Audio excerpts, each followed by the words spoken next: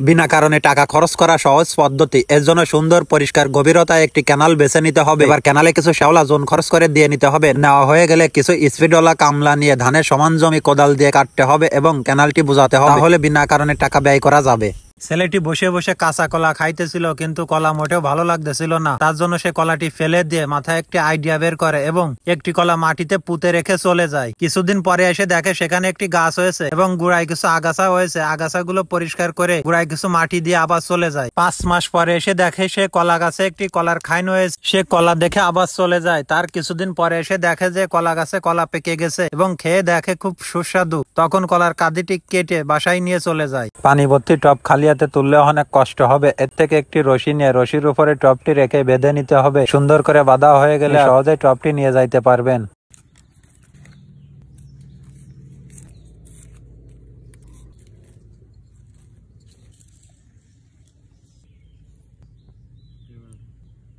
জঙ্গলে পড়ে থাকা বাঁশটি তুলে নিয়ে এবার এটি করাত দিয়ে কেটে এটির ভিতরে পানি দিয়ে ভালোভাবে ধুয়ে নিতে হবে। এবার এটি গিলাস হিসেবে আপনি ব্যবহার করতে পারবেন, এমনকি পানিও খাইতে পারবেন।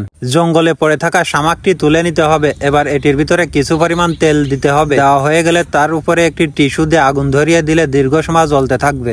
শ্যাম্পুর প্যাকেট হতে শ্যাম্পু বের করে টিস্যুতে দিয়ে নিতে হবে। এবার এটি শুকানোর জন্য সানে রেখে দিয়ে আসতে হবে। কিছুক্ষণ পর শুকায়ে গেলে এটি ছোট ছোট করে ছিঁড়ে নিতে হবে। এবার জঙ্গলে যখন আপনার আগুনের প্রয়োজন হবে তখন এটিতে আগুন ধরিয়ে দিলে সহজেই ধরে উঠবে। কিছু শুকনা কাঠ একটি টিনের কোটায় দিয়ে দিতে হবে। এবার কোটোটি কিছু কাঠের মধ্য দিয়ে আগুন ধরিয়ে দিতে হবে, তাহলে দেখা যাবে এরম কয়লায় রূপান্তরিত হয়েছে। গাছে থাকা ডাবটি কেটে নিতে হবে। এবার ডাবের মাথা কেটে ফেলে দিতে হবে। শক্ত একটি কাঠি দিয়ে আলতো করে চাপ দিলে ডাবটি ছিদ্র হয়ে পানি বের হয়ে যাবে। এ পানি গ্লাসে সংরক্ষণ করে পান করতে হবে। নদীর নোংরা পানি সরাসরি কখনো পান করবেন না। তার থেকে পানি সংগ্রহ করে জঙ্গল হতে একটি ডাব নিয়ে ডাবে একটি নলি ঢুকিয়ে ডাবের ভিতরে পানি দিতে হবে। তারপর ডাবটি একটু উঁচু জায়গাতে রেখে আগুন ধরিয়ে দিতে হবে। তখন নোংরা পানি বাষ্প হয়ে বের হবে। এ পানি তখন পান করতে হবে। ঘাস কাটতে কাটতে দেখি কলা গাছে কলা পেকে আছে। কাঁদি থেকে একটি কলা খেয়ে দেখি খুব মিষ্টি। তার জন্য কলা গাছ হতে কাঁদিটি কেটে বাড়ির উদ্দেশ্যে রওনা দিলাম। ধান বনে পানি কমছে তা দেখে চলে গেলাম মাছের সন্ধানে। অনেক খোঁজাখুঁজির পরেও কোথাও কোনো মাছ পাচ্ছি না।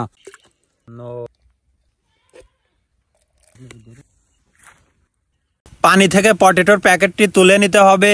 এবার এটি ছুরি দিয়ে কেটে এমনকি একটা কলা পাতায় রেখে দিতে হবে। আপনার যখন আগুনের প্রয়োজন হবে এটিতে আগুন ধরিয়ে দিলে খুব সহজে আগুন ধরে উঠবে।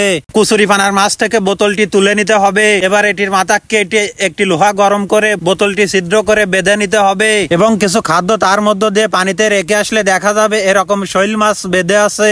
ছেলেটি একটি বিলাতি গাব খেয়ে একটি বিচি মাটিতে পুঁতে রেখে কিছু পানি ছিটিয়ে চলে যায়। কয়েক সপ্তাহ পরে এসে দেখে বিচি হতে একটি গাছ হয়েছে। গাছটি দেখে ছেলেটি চলে যায়। তার কয়েক মাস পরে এসে দেখে গাছে ছোট ছোট ফল ধরেছে এবং গোড়ায় আগাছা জন্ম নিছে। আগাছাগুলো পরিষ্কার করে গোড়ায় কিছু মাটি দিয়ে চলে যায়। 3 মাস পরে এসে দেখে গাছের ফল পেকে গেছে। তখন একটি ফল খেয়ে দেখে খুব সুস্বাদু।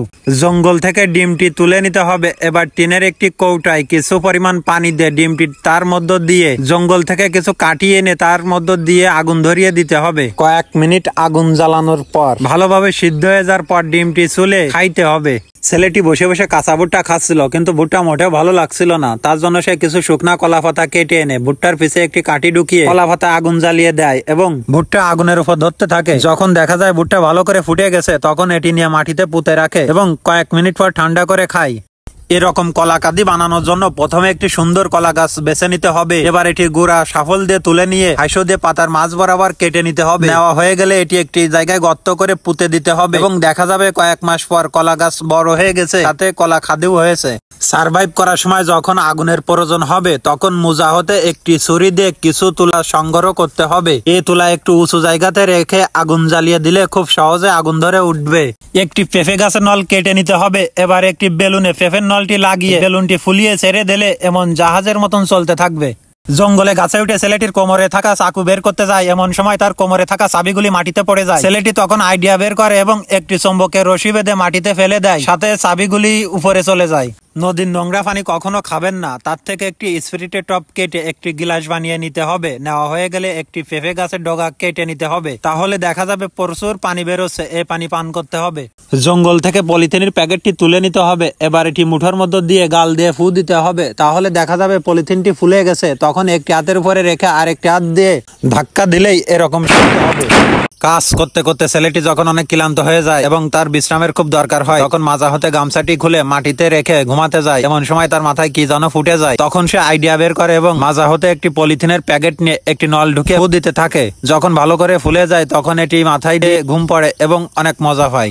ছেলেটি দুটি মাছ নদীতে রেখে চলে যায়। কয়েকদিন পরে এসে দেখে মাছে ডিম দিছে। সে ডিমগুলি নিয়ে বাসায় চলে যায়। ছেলেটি একটি ডিম মাটিতে পুঁতে রেখে চলে যায়। কয়েকদিন পরে এসে দেখে সেখানে দুটি ডিম হয়ে গেছে। ডিমগুলি দেখে সে অনেক খুশি হয়।